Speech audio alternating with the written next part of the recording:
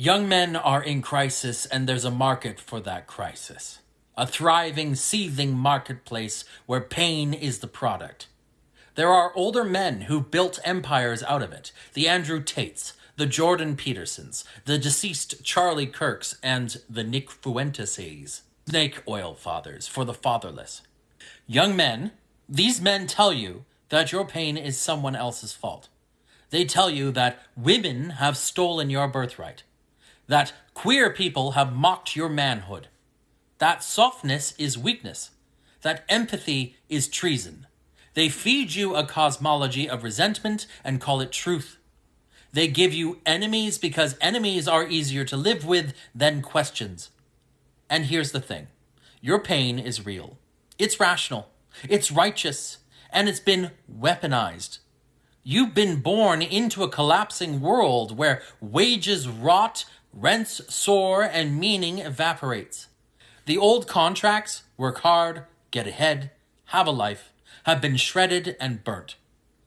Men before you got to imagine a version of the future where effort meant security. You get an algorithmic slot machine where the prize is survival. And while you're still blinking at the injustice of it, someone like Tate comes along to tell you it's feminism's fault. That your exhaustion, your confusion, your alienation are all caused by women getting driver's licenses. You know better. Somewhere you know better. The real betrayal isn't from women or anyone trying to live a life that makes sense to them. The betrayal is from men who've decided your vulnerability is profitable. They've made entire careers out of packaging rage. They tell you that strength means domination, that tenderness is treachery, that you must swallow your sadness whole and smile through the blood. But what they're selling you isn't strength. It's anesthesia. It's a tranquilizer for your humanity. The truth, the thing these self-appointed sages won't say, is that it's okay to be lost. It's okay to not know what being a man means. Every generation has had to figure it out for itself, but you've inherited an echo chamber of bad fathers shouting at you through YouTube thumbnails. And they tell you you're not man enough, not rich enough, not alpha enough, but that you could be if only you hated harder. If only you fought the women, the poor, the other. Listen carefully. These men do not love you. They want your clicks, your dollars, your obedience. They want you to be angry enough to act, but never reflective enough to heal. They call it discipline, but it's servitude. They call it truth, but it's tyranny dressed in gym shorts. You do not need to buy your masculinity from a man selling merch. You do not need to break others to prove you are whole. You do not need to be at war with softness. Because softness, if you think about it, is the thing that keeps us human.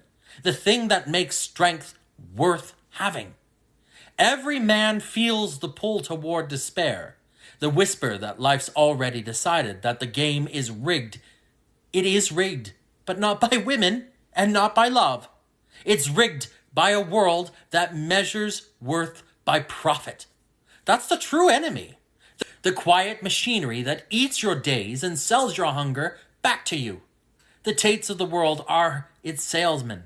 They are not revolutionaries. They are middlemen in a market of souls.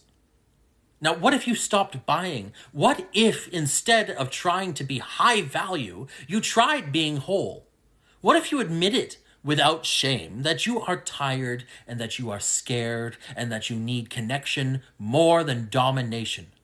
What if you let yourself imagine a masculinity that could love itself and others without needing to crush? You have every right to be angry, but don't let that anger be herded. Let it become intelligence. Let it become compassion sharpened by clarity, because the world does need your fire. It just doesn't need it wasted on the scapegoats.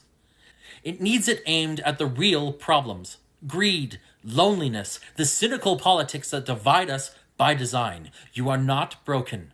You are not weak for feeling. The pain you feel is a sign of life. The difference between the men who use that pain and the men who transcend it is simple. It's honesty. One group tells you to harden and hate. The other asks you to look inward, to rebuild from what's still good. I was angry too once. Angry at the world, at my failures, at the sense that life was happening to me.